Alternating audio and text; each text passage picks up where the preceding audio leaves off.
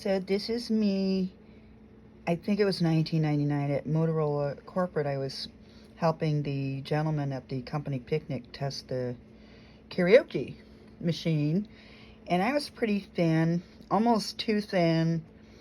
This is my housing application thing, but I've already filled it out online, so I don't need this piece of paper. I've got a number. I'm waiting for a voucher. So I'm on the voucher waiting list. And once I get a voucher, I then have to find a place, but I'm also applying for other places under other agencies. So that's that. It's not necessary paperwork. But one day I walked into an Irish travel agency. I think it was in either Batavia, Illinois, or one of those Fox River places.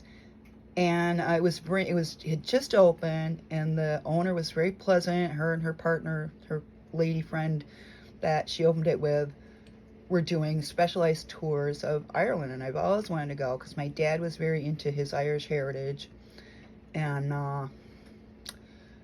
I've had friends and relatives who have gone and said it's great. I've been to the UK, but I didn't get over to Ireland, unfortunately. It was too costly to take a rental car across on the ferry, etc. So I walked in this cool store, and they had a bunch of books, travel books and other books relating to Irish history and stuff. And I think I bought one or two. And I don't know how it happened, but the owner invited me to sing at her grand opening. And I had sung at the grand opening of the Curragh pub. The Curragh? I don't know how you say it. It means boat, doesn't it? Oh, there's a racetrack named the Curragh in Schaumburg, Illinois. With a cool Irish band from Chicago, and they let me get up and sing Molly Malone, and everybody was kind of drinking and partying, and I can carry a tune in a basket, but I'm not a professional singer, so I don't know how that happened. And the female bartender said, "Wow, you were great." And because the male one was like, I said, "Oh, cool, how was it?" And he goes, "Yeah, you're not that great," or something like that. And the woman said, "Don't listen to him. He's a jerk. He's abusive. He's nasty. You were really good." And everybody applauded, and they were happy with what I did. So I think I mentioned that to this lady, and she's like, "Come sing for me at my grand opening." I'm like, "All right." And I went, and I had dressed up in an outfit and stuff, and I sang outside, but it was really cold. And then we went indoors, and they had, I was singing again, and she was doing some funny stuff along with me, and they were enjoying it. So that's where I met this lady. She was a child therapist in the back room. I went in and had like a little glass of wine after, and I remember mixing water with it because I was driving, so I was watering it down. I just had a couple sips.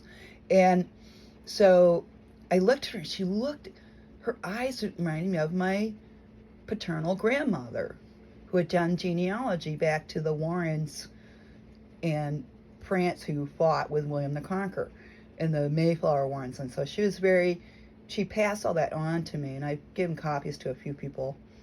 But I looked at her, I said, "You're a Warren." She goes, "Yeah, I am a Warren, and I belong to the DAR and all that." And I never joined the DAR, but, I sang Molly Malone at this travel agency, and I didn't think I got paid, but she put a pin on me saying Celtic Bard. And it was fun, though. I love doing stuff like that. And so I'm down there in Batavia or whatever it was, going, "In Dublin's fair city, where girls are so pretty, I first set my eyes on sweet Molly Malone," etc., etc. And I didn't even know if I get the tune right. But they didn't mind. And I was doing the part where it's like, "She died of a fever," and the lady goes, "Oh," fake crying and laughing. It was so much fun. I love doing stuff like that, but I think I would need voice training or something if I sang professionally. Anyway, Butter Ghost wheels her barrow through his streets broad and narrow, crying cockles and mussels, alive, alive, oh. I'm doing okay. Things are getting worked out. It just takes time. thanks to everyone who has been supportive of me. I really appreciate it, especially my friends who let me talk to them and take time out of their day to listen to me and be supportive. And I appreciate it so much because I'm so isolated here with these cats and my stuffed animals. And I hope your football team wins, whoever you are. All right. Have a good one.